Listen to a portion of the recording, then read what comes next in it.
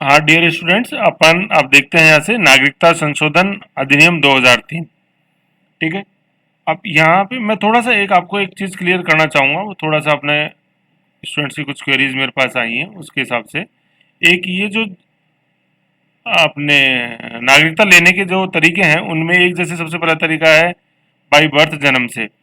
तो इसको थोड़ा एक बार वापस देख लेते हैं। कुछ जो आपने थोड़ा सा कंफ्यूजन की स्थिति इसके अंदर बनी है स्टूडेंट्स में, तो एक बार अपन इजी लैंग्वेज में इसको और मैंने डेवलप किया है। अपन एक बार देख लेते हैं इसको थोड़ा, है ना। देखो ये क्या है, जूम कर देता हूँ। अब देखो, है ना, जन्म से जो नागरिकता लेने वाला जो कॉन्सेप्ट है वो क्या है। देखो, प्रत्येक व्यक्ति जिसका जन्म भारत में 26 जनवरी 1950 को या उसके पश्चात हुआ है, जन्म से, है ना, जन्म से भारत का नागरिक होगा, लेकिन उसका पिता भारत के दुश्मन देश का नागरिक ना हो। बस शर्त इतनी सी है। ठीक है ना, मतलब उसका जन्म भारत की धरती पर हुआ 26 जनवरी के बाद। ठीक है ना, और उसका पिता किसी दुश्मन देश का नागरिक नहीं है। ठीक है ना, तो उस व्यक्ति को क्या मिल जाएगी, भारत की नागरिकता मिल जाएगी। ओके। ये जो अपना अनुच्छेद 5 में जो लिखा हुआ ना, वो इसी की ही मतलब मिलता जुलता रूप है उसी का। 5 में जैसे जो है ना जन्म से, तो वो इसमें ही मिलता है वो लाइन ही। ठीक है ना। फिर देखो इसकी दूसरी लाइन जो है कि भारत में पदस्थापित विदेशी राजनयिकों के भारत में जन्मे बच्चों को भारत की नागरिकता प्रदान की जाती है। ठीक है ना, पहले जैसे मैंने इनको अपवाद के रूप में जैसे लिखा गया था, तो अपवाद के रूप में मतलब ये है ना, भारत में पदस्थापित विदेशी राजनयिक, मतलब जैसे अपने चाणक्यपुरी दिल्ली के अंदर एम्बेसीज हैं। हर देश का चाणक्यपुरी में राजदूत है, राजदूत रहता है, मतलब चाहे वो एम्बेसडर बोल दो, चाहे अपने राजदूत बोल दो वो, और राष्ट्रमंडल देशों के अध्यक्ष जैसे अपने होते हैं राजनयिक के रूप में यहाँ। ठीक है। तो उन राजनयिकों को वो जैसे वो राजनयिक, हम अपने चाणक्यपुरी में रह रहे हैं, अब उनके जैसे हस्बैंड वाइफ दोनों यहाँ रह रहे हैं। वाइफ यहाँ बच्चे को जन्म देती है भारत की धरती पे किसी अमेरिकन, जैसे एम्बेसी के अंदर अमेरिकन कपल है, तो वो वाइफ यहाँ बच्चे को जन्म देती है, अमेरिकन वाइफ। ठीक है, तो उस बच्चे को भारत की नागरिकता प्रदान की जाएगी। लेकिन क्या है, परंतु ये नागरिकता विदेशी राजनयिकों के भारत में पदस्थापित अवधि के दौरान ही मान्य होती है ना। ये देखो, भारत में पदस्थापित अवधि के दौरान ही मान्य होती है। मतलब वो जो बच्चा है जिसने भारत की धरती पर जन्म लिया, राजनयिक के बच्चे ने, तो जब तक उस राजनयिक की पोस्टिंग, है ना, राजनयिक की पोस्टिंग भारत में है, तब तक उस बच्चे को भारत की नागरिकता मिली रहेगी। जिस दिन उनका यहाँ से ट्रांसफर होएगा, यहाँ से वो चले जाते हैं, उस दिन से वो अपने आप ऑटोमेटिक टर्मिनेट वो हो जाते हैं। ओके। तो ये जन्म से वाला जो कॉन्सेप्ट है, तो ये इसमें राजनयिकों वाला अपवाद में उसमें क्लियर नहीं हुआ, ऐसे इसको देख लो, है ना। ये चीज है। अब अपन आते हैं वो संशोधन जहाँ अपन का टॉपिक चालू करना है। संशोधन, नागरिकता कानून 1955 में समय समय पर संशोधन हुए हैं, तो वो कौन कौन से संशोधन है वो देखते हैं।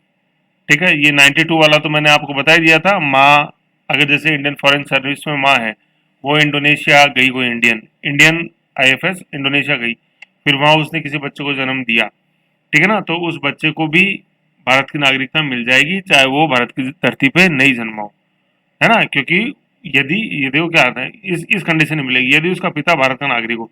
तो पहले पिता था, लेकिन 92 के बाद ये माता पिता जोड़ दिया गया, है ना। तो भारत से बाहर धरती पर पैदा हुए भारतीय नागरिकों के बच्चों को भी भारत की नागरिकता मिलती है, ये है उसमें।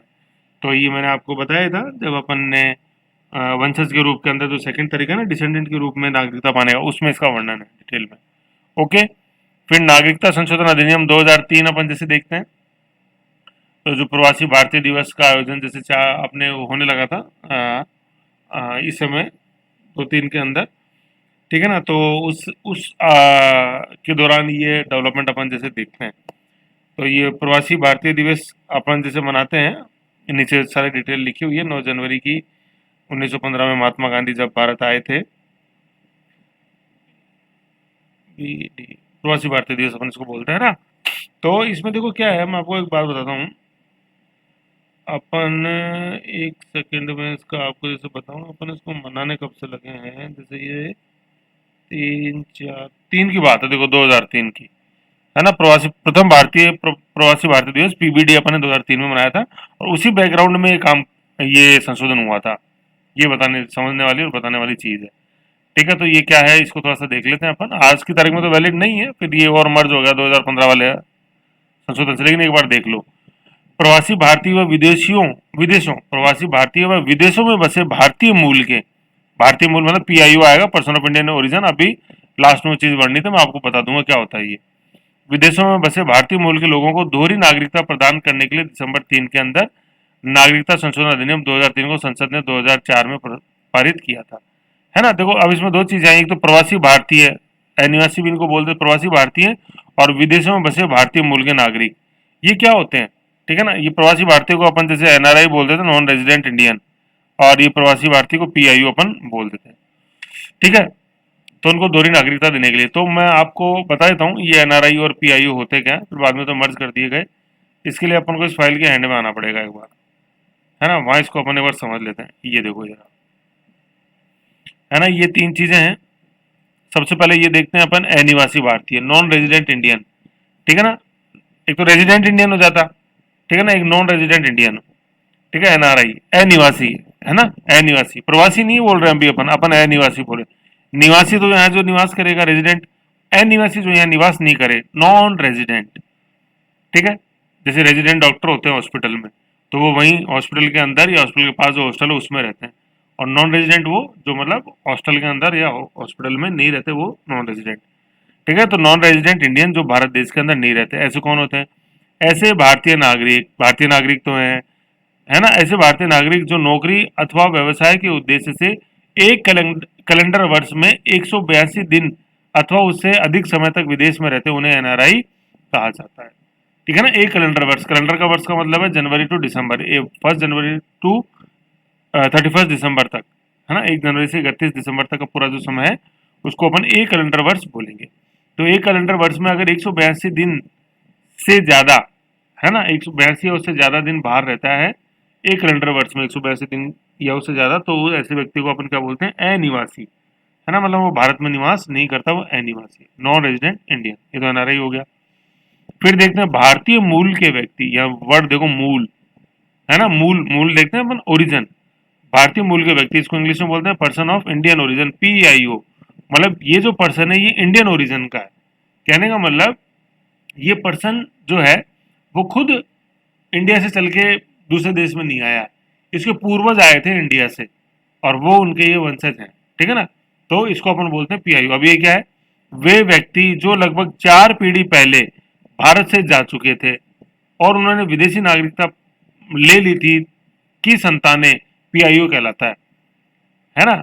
वे व्यक्ति, या यूं कह सकते उन व्यक्ति की संतानें, ठीक है ना, वो व्यक्ति जो 4 पीढ़ी पहले जा चुके थे और उनकी जो संतानें हैं ना, वो व्यक्ति नहीं कहलाते पीआईओ, उनकी संतानें कहलाती है पीआईओ, क्योंकि ये संतान ऐसी है जिनका ओरिजिन कैसा है, इंडियन है, ठीक है। तो संतान खुद निकल के नहीं है इंडिया से, संतान निकल के आती तो वो देखो एनआरआई हो जाता, है ना। तो इनके जो पूर्वज थे, जैसे ट्रिनिडाड एंड टोबैको, और इधर अपन जैसे देखते हैं ये एशिया ओशियानिया के अंदर अपने फिजी फिजी वगैरह की तरफ, तो वो ज़्यादातर वहाँ अपन को पीआईओ मिलते हैं, ओके।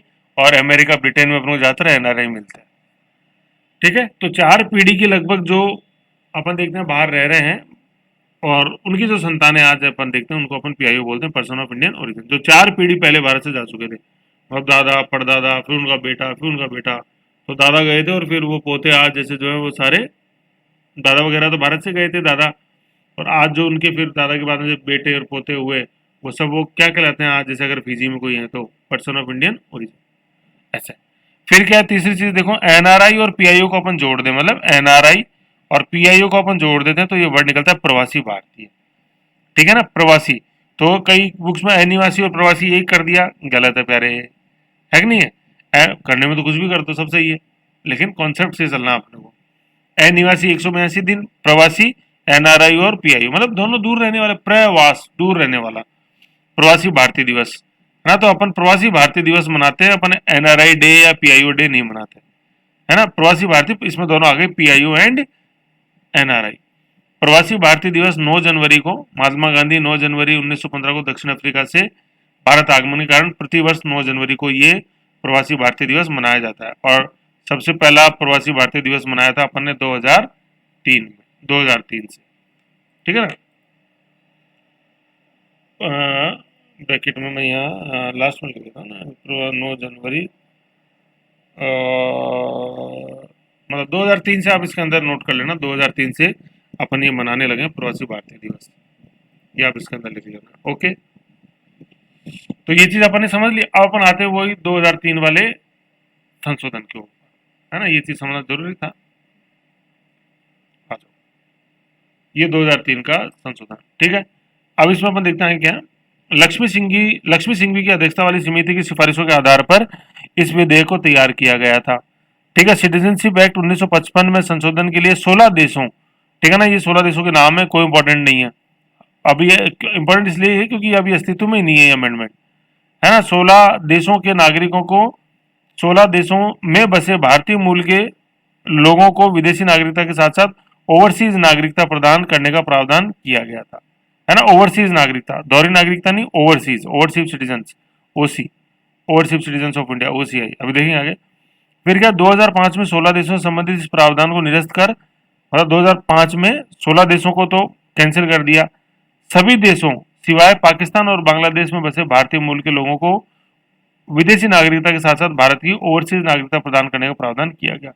मतलब क्या है, 2003 में तो 16 देशों को अलाउ किया था, ठीक है ना, मतलब 2004 के अंदर, 3 का तो नियम है, 4 में लागू हो गया, तो 2004 में तो 16 देशों को अलाउ किया, 2005 में 16 देशों को हटा के सभी देशों सिवाय पाकिस्तान व निरस्त कर सभी देशों पाकिस्तान और बांग्लादेश के अलावा, है ना। इसमें ये वर्ड यहाँ मैं जोड़ देता हूँ, ये थोड़ा सा ना, के अलावा, है ना, पाकिस्तान व बांग्लादेश के अलावा, एक थोड़ा सा करेक्शन कर लेते हैं।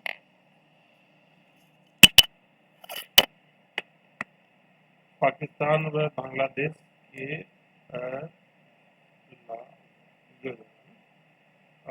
एक नीचे में उसमें ऐड कर देता हूँ, आपको सहूलियत हो जाएगी। 2003 से प्रति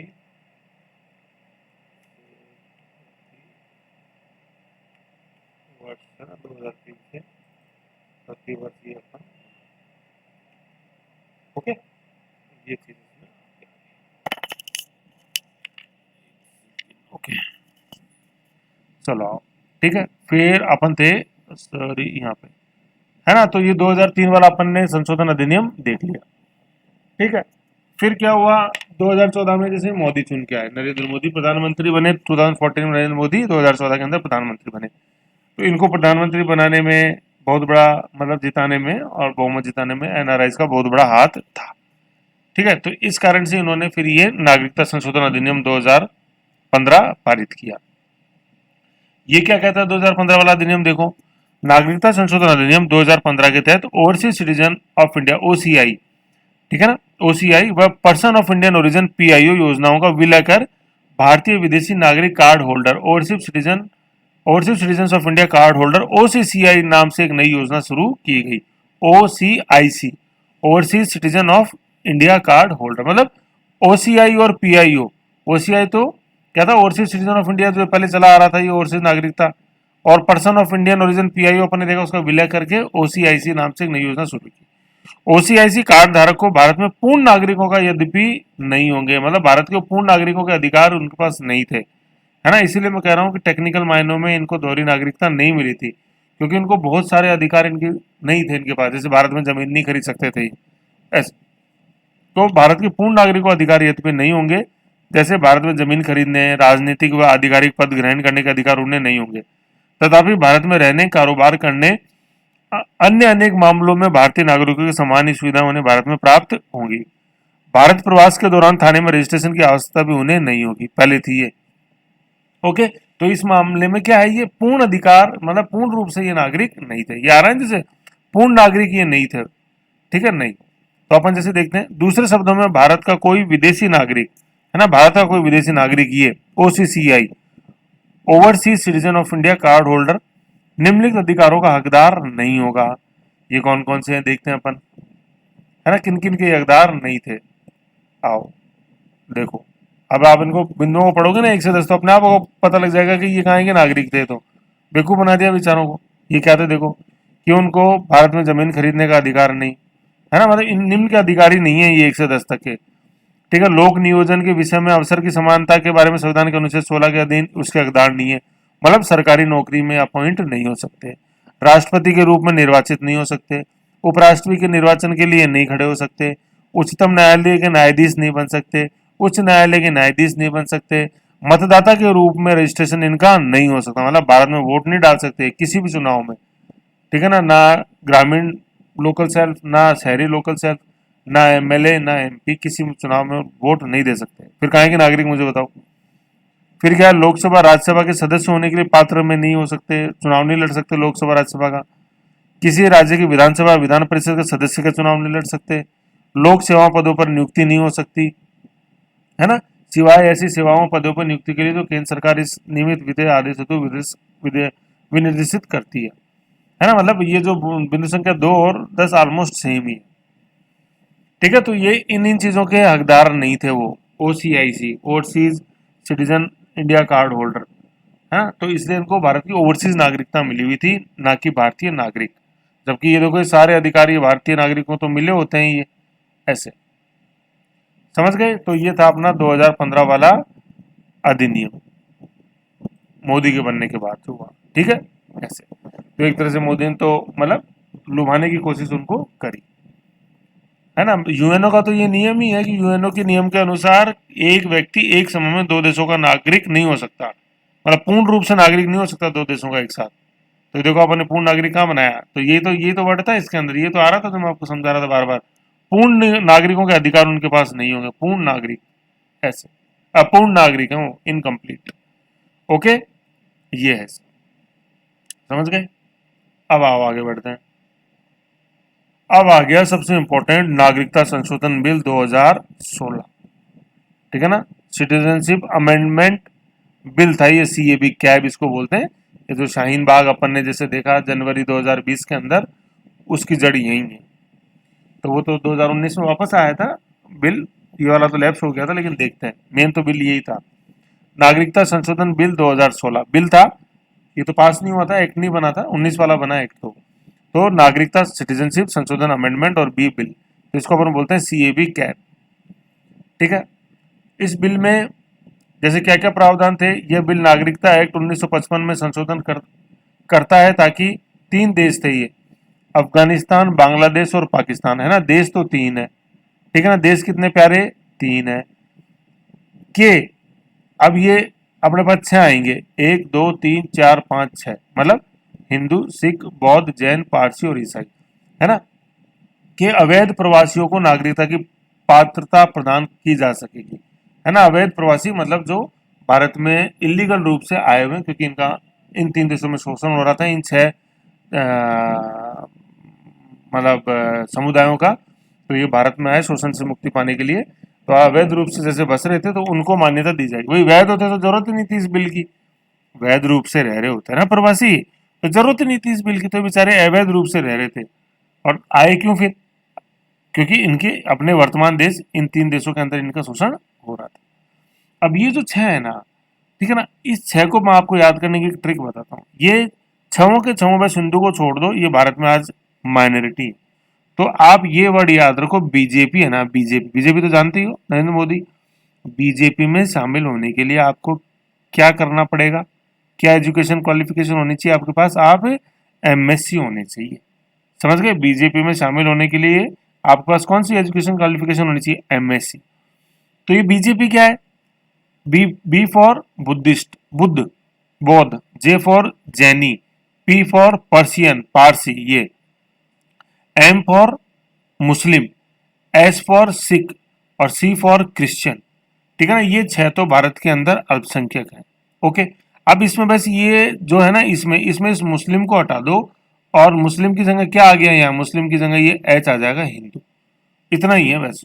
मुस्लिमों को तो नहीं जोड़ा, तभी तो इसमें सारा आंदोलन हुआ शाहीन बाग के अंदर, मुस्लिम होते तो कोई दिक्कत ही नहीं थी, ऐसे।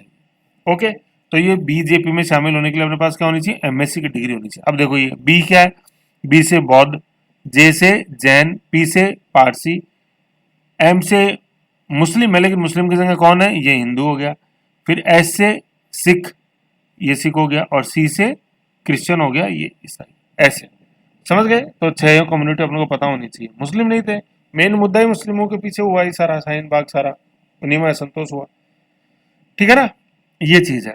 तो 3 देश से 6 समुदाय भारत में आए, अवैध रूप से रह रहे थे, उनको वैध नागरिकता प्रदान कराना इस बिल का उद्देश्य था।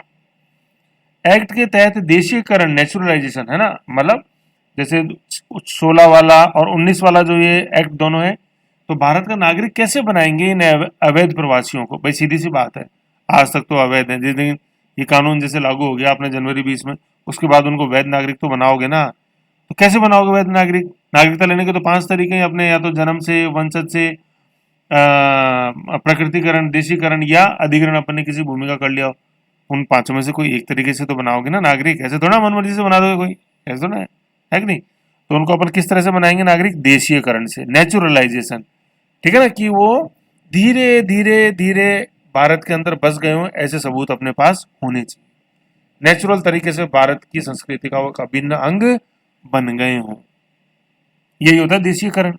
ओके, अब देखो, अब देशीकरण वाली परिभाषा पढ़ो क्या थी। देशीकरण आप याद करो, मैंने आपको जो समझाया तीसरे नंबर बिंदु, है कि नहीं, उसमें क्या था? जैसे मैंने आपको उदाहरण दिया था देशीकरण के अंदर, 2020, 1 जनवरी 2020 से 2019, ये तो एक साल, पिछले एक साल में लगातार 12 महीने भारत में रह रहा हूं। फिर 2019 से गत 14 साल, तो 14 साल कहाँ हो जाएंगे? 2005 तक। इन 14 सालों के अंदर कम से कम 11 साल, कुल कुल मिला के ना, गत 14 सालों में कुल 11 साल वो कहाँ रहा हो? भारत में रहा हो। तो उसको अपन देशीकरण के तहत नागरिकता भारत की दे सकते हैं नेचुरल तरीके से। तो देखो, देशीकरण में 2 तरह के समयावधि हैं। एक तो इमीडिएट 12 महीने रहना चाहिए, जैसे 20 से 19 जिस दिन आवेदन करें ना, उसके बिल्कुल जस्ट पहले 12 महीने लगातार भारत में रहा हो।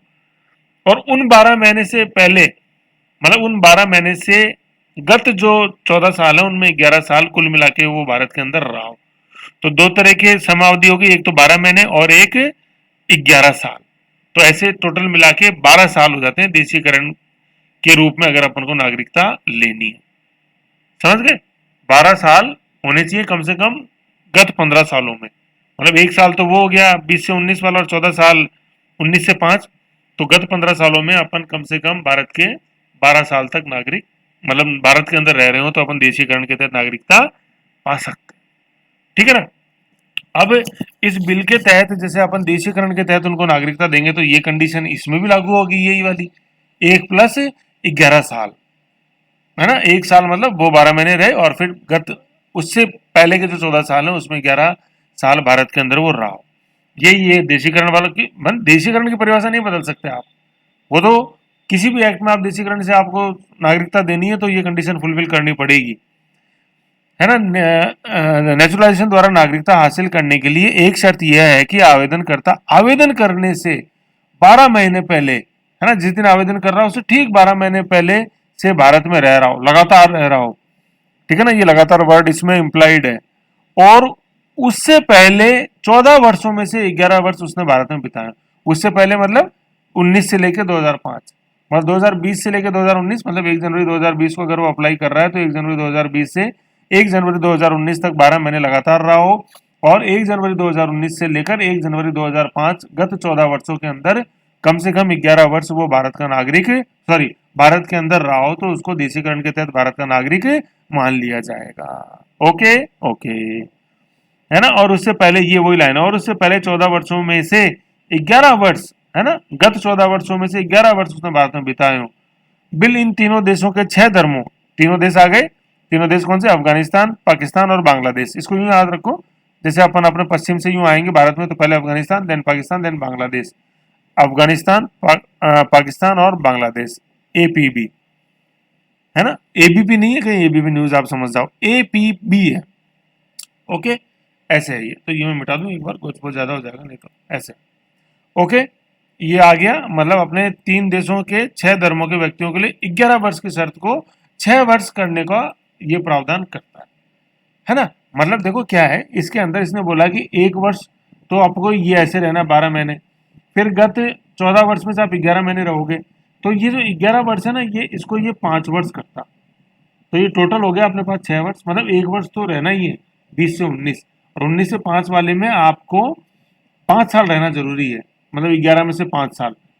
नॉर्मल नागरिक के लिए तो 11 साल, लेकिन इन 6 समुदाय के लिए कर दिया था कि 5 साल आप भारत में रहो, तो टोटल ये 6 साल गत भारत के अंदर रहे। ठीक है, मतलब इस 11 में इनको शीतलन देके 5 कर दिया गया था, और 1 और 5 को जोड़ेंगे तो टोटल 6 हो जाएगा। ठीक है, ये 19 वाले के अंदर भी प्रोविजन है, 2019 वाले अमेंडमेंट में, उसको भी देखेंगे। ओके, फिर अपन आगे बढ़ते हैं, क्या कहता है बिल आगे। और बिल कहता है अगर भारत के विदेशी नागरिकता overseas citizen of India OIC card holder किसी कानून का उल्लंघन करते हैं, उनका पंजीकरण रद्द कर दिया जा सकेगा। ये तो है ही, ओसीआईसी जो अपन ने पढ़ा ना, overseas citizen India card holder 2000 अपने 15 वाला अधिनियम। ओके, प्रमुख मुद्दे इसके अंदर अपन जैसे देखते हैं क्या क्या था, ये हटा दो, ये लो प्रमुख मुद्दे क्या क्या। बिल धर्म के आधार पर है ना, धर्म जैसे है बीजेपी एमएससी, तो एम की जगह एच है, धर्म के आधार पर। बस यही गड़बड़ हो गई इसमें, सारा जो बिल है ना, इस बिल की बहुत अच्छी मंशा थी, समझ रहे हो, लेकिन बस ये धर्म ही हो गया। बिल धर्म के आधार पर अवैध प्रवासियों को नागरिकता प्रदान की नागरिकता की पात्रता देता है धर्म के आधार पर। इससे संविधान के अनुच्छेद 14 का उल्लंघन हो सकता है, जो कि समानता के अधिकार की गारंटी देता है। भाई अपन ने अभी तो चलो, आपने आर्टिकल 14 तो नहीं पढ़ा, अभी फंडामेंटल राइट्स में आएगा, लेकिन वो अपन ने प्रस्तावना तो पढ़ी ही है। उसमें आया कि नहीं आया कि धर्म जाति लिंग भेद के आधार पे, धर्म जाति लिंग नस्ल के आधार पे कोई भेदभाव नहीं होगा, सब समान है समानता में, है कि नहीं है। और वो मौलिक अधिकार में और आएगा अच्छी तरह। तो धर्म के आधार पे आपने अब नागरिकता दे दी है, तो गड़बड़ हो गया ना। बीजेपी एमएससी मतलब बीजेपी एचएससी बोल दो उसको।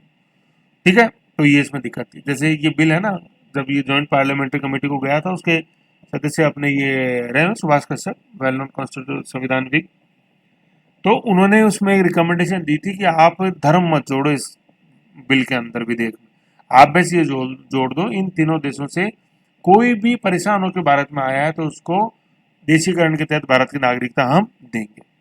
बस ये धर्म जोड़ के इस बिल के सारे का सत्यानाश हो गया, है कि नहीं है।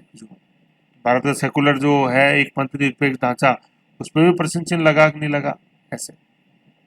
फिर क्या है, बिल किसी भी कानून का उल्लंघन करने की स्थिति में ओसीआईसी पंजीकरण को रद्द करने की अनुमति देता है। यह एक विस्तृत आधार है जिसके तहत अनेक प्रकार के उल्लंघन आ सकते हैं, इसमें मामूली अपराध भी शामिल किए जा सकते हैं, जैसे नो पार्किंग जोन में वाहन खड़ा करना। ठीक है ना, ये सब था कि overseas citizen India card holder कैसे रद्द हो सकता है। लेकिन देखो इस बिल का क्या हुआ, हर्ष थोड़ा बुरा हुआ क्या, यह बिल लोकसभा में पारित हो गया था, ठीक है, परंतु राज्यसभा में पारित ना हो सका। ठीक है, मई 2019 में 16वीं लोकसभा के विघटन के साथ ही यह बिल भी लैप्स मतलब खत्म हो गया। कोई ऐसा बिल जो लोकसभा में पास होता है लेकिन राज्यसभा में पास नहीं हो पाता, और उस दौरान लोकसभा का विघटन हो जाता है, तो वो बिल भी क्या होता है, वो बिल लैप्स हो जाता है।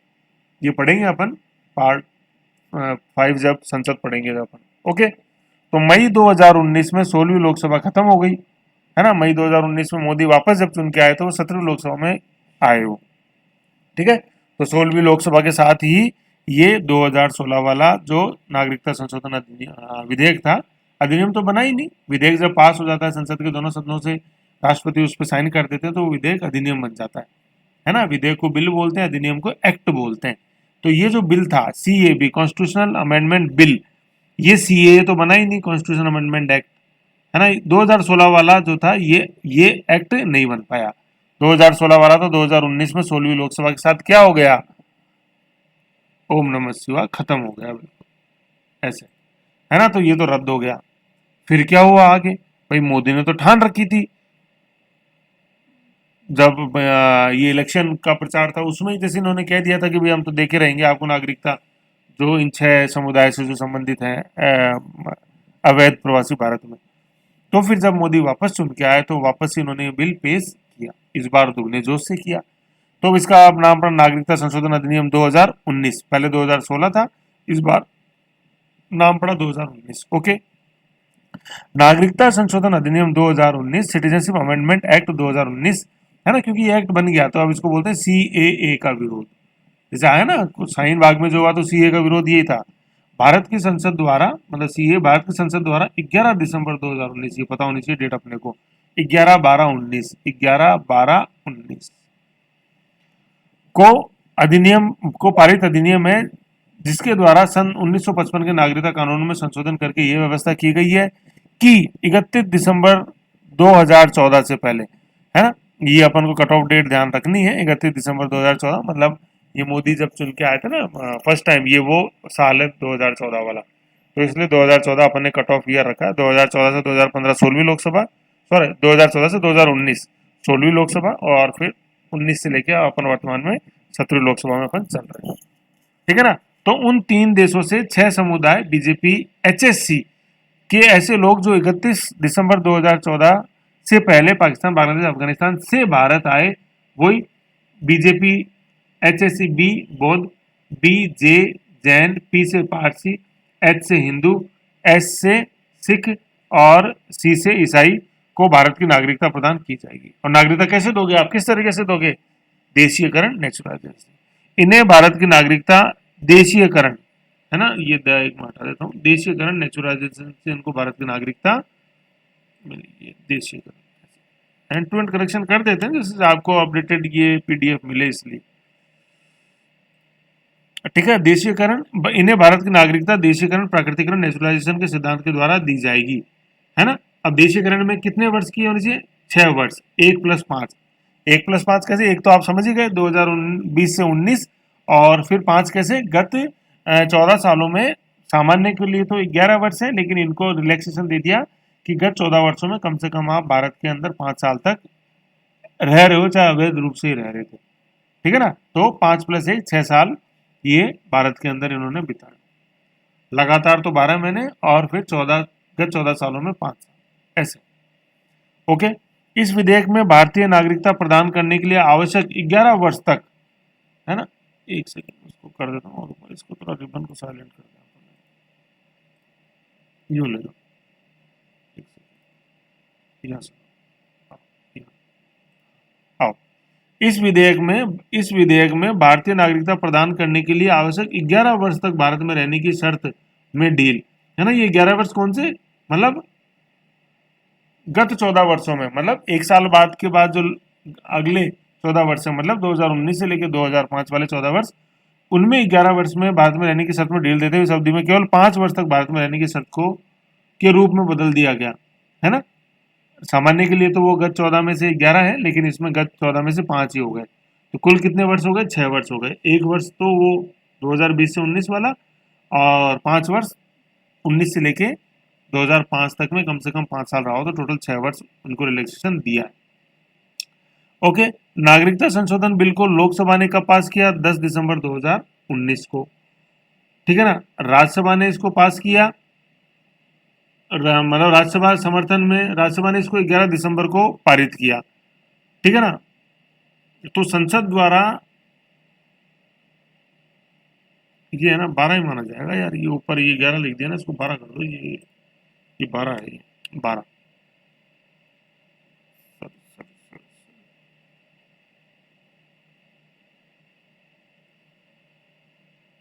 ये 12 है ना, 12 दिसंबर, क्योंकि राष्ट्रपति ने भी 12 को साइन किया, तो संसद का अभिन्न अंग है राष्ट्रपति, है ना।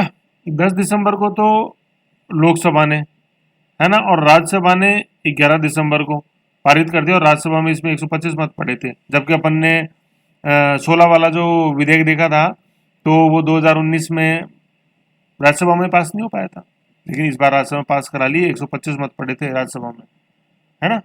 यू तो ये अपन जैसे देखेंगे, ये प्रेजेंट एंड वोटिंग का 50% या उससे ज़्यादा वाली इसमें बहुमत चाहिए था, ठीक है ना, प्रेजेंट एंड वोटिंग का 50% से ज़्यादा, तो ये आएंगे अपन जब लोकसभा पढ़ेंगे तो मैं आपको बताऊंगा ये। ओके, तो 10 को हो गया लोकसभा से, 11 दिसंबर को हो गया राज्यसभा से, फिर 12 दिसंबर को भारत के राष्ट्रपति ने इसे स्वीकृति प्रदान कर दी, जिसे विधेयक, है ना, विधेयक क्या बन गया? अधिनियम बन गया। सास क्या बन गई? मतलब जो पहले बहू थी वो अब सास बन गई। विधेयक का मतलब हो गया बिल, और अधिनियम का मतलब हो गया एक्ट, BA, है ना। ऐसे बहू सास बन गई, कहने का मतलब बड़ी बन गई, ऐसे विधेयक अधिनियम बन गया।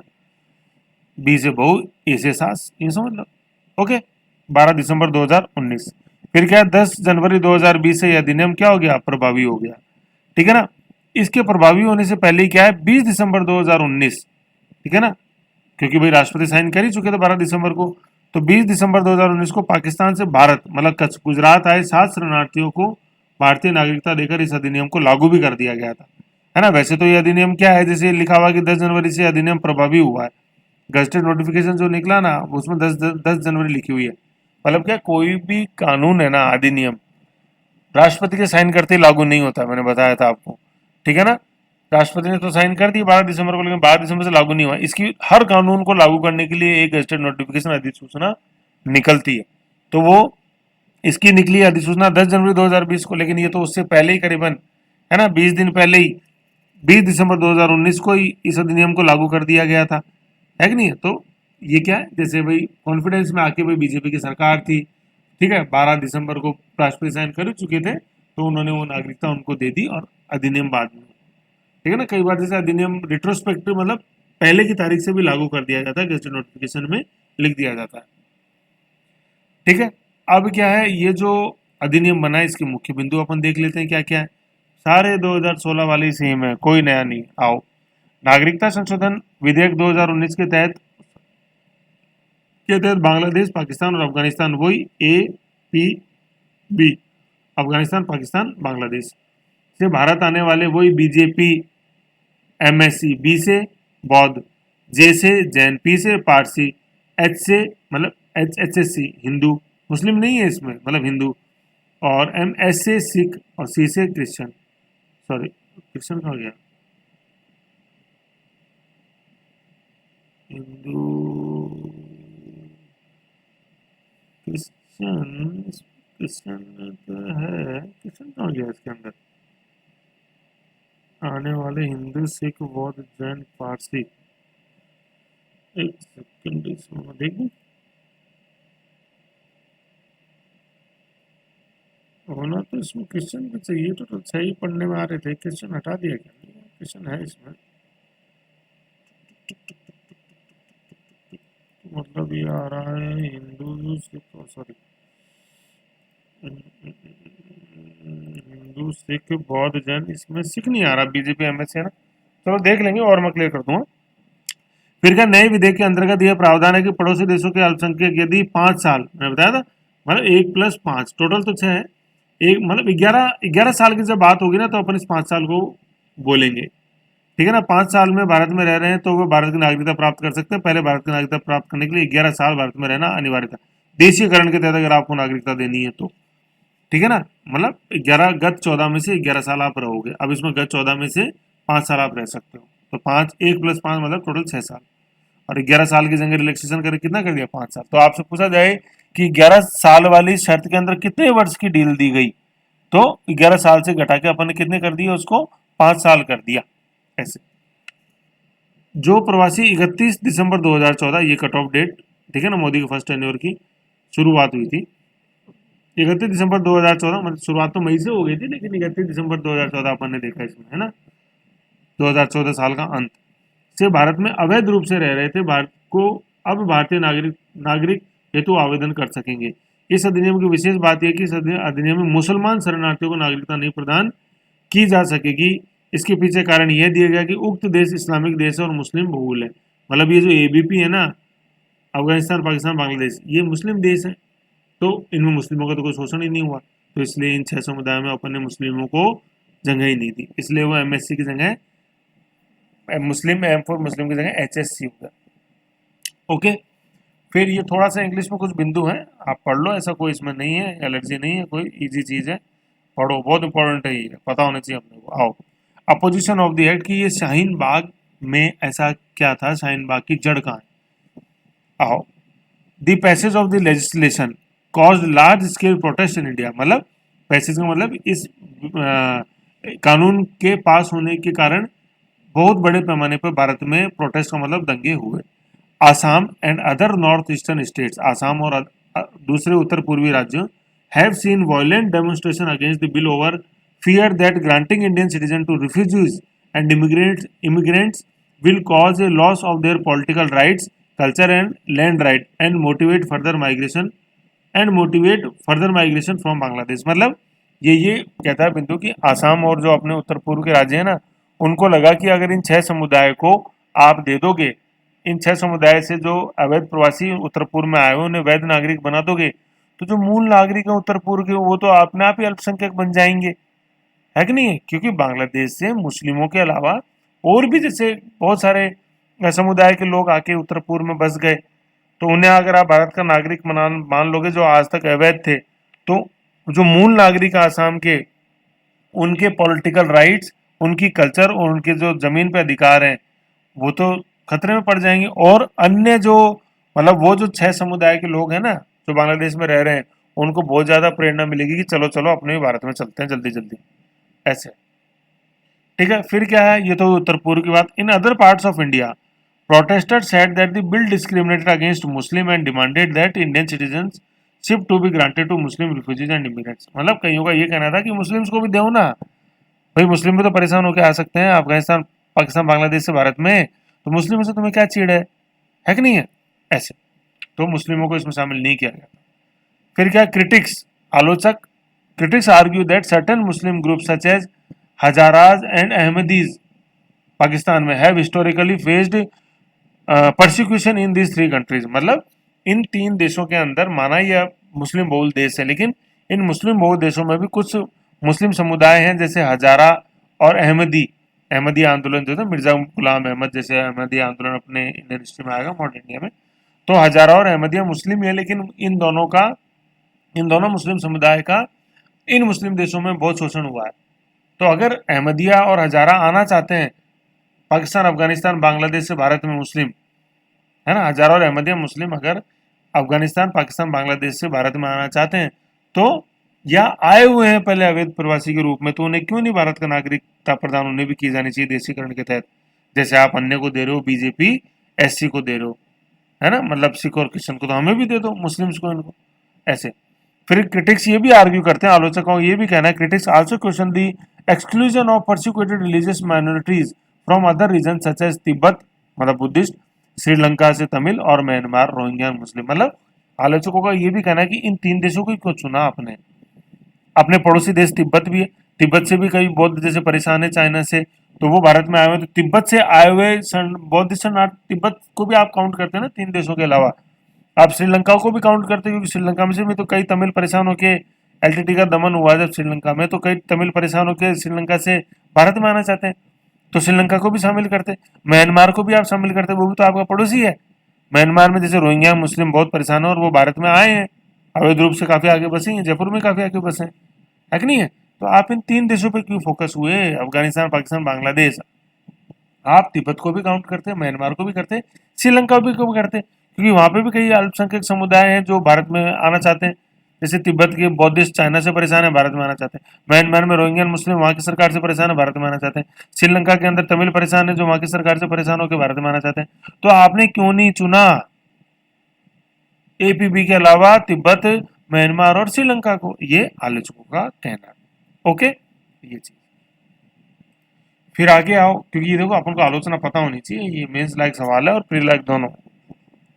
ओके, फिर आगे पूछ देखते हैं अपन कि major protest against the act, मतलब इस एक्ट के अगेंस्ट में जो व्यापक दंगे हुए, were held at the universities in India, student at Aligarh Muslim university and Jamia Millia Islamia alleged brutal suppression by the police, है ना, मतलब इन काफी बड़े पैमाने पर दंगे हुए अलीगढ़ एएमयू में जामिया में, और पुलिस ने वहां उन लोगों का बहुत बुरी तरह से दमन उनका किया, क्योंकि भाई किसी को हक नहीं है कानून व्यवस्था हाथ में लेने का। The protests have led to the death of several protesters, injuries to the protesters and police personnel, damage to public and private property, the detention of 100 people and suspension local internet mobile connectivity in certain areas। कहने का मतलब फिर police ने भी उनका दमन किया। फिर देखो अपन पराकाष्ठा देखते हैं, शाहीन बाग प्रोटेस्ट, है ना, ये प्रोटेस्ट स्टार्ट हुआ था 11 दिसंबर 2019, जिस दिन ये अपने राज्यसभा के अंदर पास हो गया था, है ना, 11 दिसंबर, और 12 दिसंबर को ये कानून बन गया, 12/12/19, है ना। और ये शाहीन बाग धरना एंड हुआ कब, 24 मार्च 2020 को। तो 24 मार्च को तो एंड क्या हुआ, एंड करवा दिया गया है नहीं, लॉकडाउन लागू हो गया था अपने कोविड-19 के कारण 24 मार्च से, तो इसलिए फिर ये धरना एंड करवाया गया था। ओके, तो ये शाहीन बाग प्रोटेस्ट था कैब के अगेंस्ट में, या सीए ही बोल दो, सिटीजनशिप अमेंडमेंट एक्ट 2019, क्योंकि मुस्लिमों को शामिल उसमें नहीं किया गया था। फिर क्या था देखो, सम स्टेट्स हैव अनाउंस्ड, कुछ राज्यों ने क्या अनाउंस किया, that they will not implement the act. ये बहुत इंपॉर्टेंट बिंदु है, ये मेंस में आने वाला सवाल है कि कुछ राज्यों ने क्या बोला कि हम केंद्र के कानून को नहीं मानते, ये है ना, हम लागू ही नहीं करेंगे। कुछ राज्यों ने बोला, केरला ने बोला जैसे, तो the union ministry has said that the states lack the legal power to stop the implementation of the CA. कहने का मतलब इन राज्यों को जो है ना ज्ञान ही कम है, इन राज्यों के पास कोई ऐसी शक्ति नहीं है, क्योंकि ये जो नागरिकता जो है ना ये संघ सूची का विषय है, तो संघ सूची के विषय पे केंद्र सरकार कानून बना सकती है सिर्फ, और वो पूरे देश में लागू होता है भैया, चाहे तुम मानो या नहीं मानो। मतलब माने मतलब कि कोई पर्टिकुलर राज्य माने या नहीं माने, केंद्र का डंडा चलता है। समझ रहे हो, संघ सूची के विषय पे संघ और संवर्ती में तो बहुत ज्यादा उसका पलड़ा भारी, कभी कभी तो राज्य सूची के विषय पे बना सकती है, देखेंगे अपन कैसे, है कि नहीं है ऐसे। तो ये चीज है। तो नागरिकता किस सूची का विषय हो गया अपने, संघ सूची का विषय, यूनियन लिस्ट 7th शेड्यूल में। ओके, ये बड़ा इंपॉर्टेंट बिंदु है। जैसे शाहीन बाग वाला प्रोटेस्ट आपने देखा ही था, फोटो वगैरह सब आई थी, ये तो लॉकडाउन के कारण थोड़ा धुल गया इशू, नहीं तो शायद अभी तक भी हर न्यूज़पेपर की हेडलाइन शाहीन बाग ही बना होता है कि नहीं। तो कोरोना वायरस से कुछ भला भी हुआ, जैसे इस तरह के आंदोलन का दमन हुआ, ठीक है ना, क्योंकि जैसे जो भी है भारत के हित में है, फिर अगर प्रोटेस्ट है तो वह तरीके हैं करने के, कोर्ट है कि नहीं है, अपन वहाँ कर सकते हैं चैलेंज। अच्छे अच्छे कानून कोर्ट ने रिपील किए हैं अनुच्छेद 13 के तहत, न्यायिक पूर्वलोकन। और क्या, एक बात बताओ, अगर आप सड़कों पे आ रहे हो तो इसका मतलब जुडिशरी में आपको फेथ ही नहीं है, तो अपील करनी चाहिए कोर्ट के अंदर, कोर्ट बैठा है, सुनना चाहिए। लोकतंत्र के अंदर लोकतांत्रिक तरीके होते हैं अपनी बात को रखने के, जरूरी नहीं है कि आप सड़क पे आकर ही अपन आंदोलन करें। फिर अनुच्छेद 13 जो है न्यायिक पुनर्लोकन की शक्ति, अनुच्छेद 13 के अंदर गर्भित है न्यायिक पुनर्लोकन सब। न्यायिक पुनर्लोकन संविधान में कहीं नहीं लिखा हुआ, अनुच्छेद 13 में, लेकिन ये गर्भित है, इम्प्लाइड है। ओके, ऐसे। तो ये इंपॉर्टेंट है, पूरा 2019 वाला एक्ट काफी लंबा ये चलेगा, तो आपको ध्यान रखना है। 3 देश हैं, एपीबी, और 6 समुदाय हो गए अपने, ठीक है। बीजेपी, एमएससी की जगह एचएससी उसको कर दो, और कट ऑफ डेट है 31 दिसंबर 2014 के बाद जो भारत में आके बस, ठीक है ना। इसमें देखो लिखी हुई था ना 31 दिसंबर 2014 के बाद, ये देखो 31 दिसंबर 2014 से भारत में अवैध रूप से रह रहे। तो अब इसमें 5 साल इसलिए करना पड़ा क्योंकि अब जैसे 20 तो आ ही गई 2020, तो इनको 11 साल वाली शर्त तो किसी हाल में पूरी हो ही नहीं सकती थी, तो इसलिए वो 1+5 करा अपन ने उसको, है ना। गत 11 वर्ष में से 5 साल वो भारत में रह रहा हूँ, ठीक है। तो इसमें देशीकरण के तहत इनको सीधा सा बस ये है कि जिस दिन आवेदन करे उसके 12 महीने पहले तो लगातार, और फिर अगले सालों में 5 साल वो रहा हो कम से कम। तो देशीकरण के तहत टोटल 6 साल ये भारत के नागरिक बने रहे, मतलब भारत में आप प्रवासी के रूप के अंदर रह रहे हो, ये अवैध रूप से रह रहे हो, नागरिक नहीं। नागरिक तो फिर बनाएंगे इनको अपन देशीकरण के तहत, ऐसे। देखो कई बुक्स में ये लिखा हुआ है कि 5 साल का रिलैक्सेशन, कई बुक्स में लिखा हुआ है 6 साल का रिलैक्सेशन। तो देखो ये 1+5 है ये, है ना, कि मतलब 1 साल तो वो 12 महीने लगातार, और फिर अगले जो साल है 11, उसमें वो 5 साल भारत का नागरिक हो। अब चूंकि 2014 इसमें कट ऑफ मानी, तो 11 साल तो वो हो ही नहीं सकता था, तो इसलिए फिर वो 5 माना गया, तो टोटल 6 वर्ष वो भारत का नागरिक रहा हो, ऐसे। तो मतलब कहने का मतलब 2014 से कंटिन्यू भारत में रहेगा ना, तभी वो योग्य होएगा। मतलब 2014 से कंटिन्यू वो अवैध प्रवासी के रूप में भारत में रहा होगा, तभी वो योग्य होगा इस अधिनियम के सीए 2019 के तहत देशीकरण के माध्यम से भारत का नागरिक बनने का। Okay, okay. फिर अब आगे बढ़ते हैं अपन। आगे क्या, आगे ये निवासी अपन ने जैसे देख लिया, नॉन रेजिडेंट इंडियन जैसे जो है ये देखा ही अपन, ओ सॉरी, माय गॉड ये नॉन रेजिडेंट एनआरआई अपन ने देख लिया, पीआईओ देख लिया, इन दोनों को जोड़ देते तो प्रवासी शब्द अपन को सामने आता, ठीक है। फिर आगे देखते हैं। अच्छा इसमें इतना ही था, ये क्लोज यहाँ फाइल है ना, ऐसे। तो ऐसे इस फाइल के अंदर देखो काफी इंटरेस्टिंग चीजें हैं, इनको देखो। फिर क्वेश्चन जैसे आप देख लो, लूसेंट वाले क्वेश्चन भी जैसे साथ साथ देखो, और फिर कोई कंफ्यूजन हो तो आप मुझसे पूछो। क्वेश्चन जरूर देखो, है ना, क्वेश्चन बार बार देखोगे तभी चीज समझ में आएगी, एल्स ये दिमाग में फिट नहीं होगा। अब तो सारी चीजें आपके पास है, रिकॉर्ड है, एक बार नहीं समझ में आता 2 बार देखो, मंथन करो, माइक्रो बनाओ, तब जाके ये ऑटोमेटिक इसको फिट होना पड़ेगा दिमाग में। ये नहीं मतलब आपकी पकड़ से बच सकता किसी भी हाल में। Okay, okay.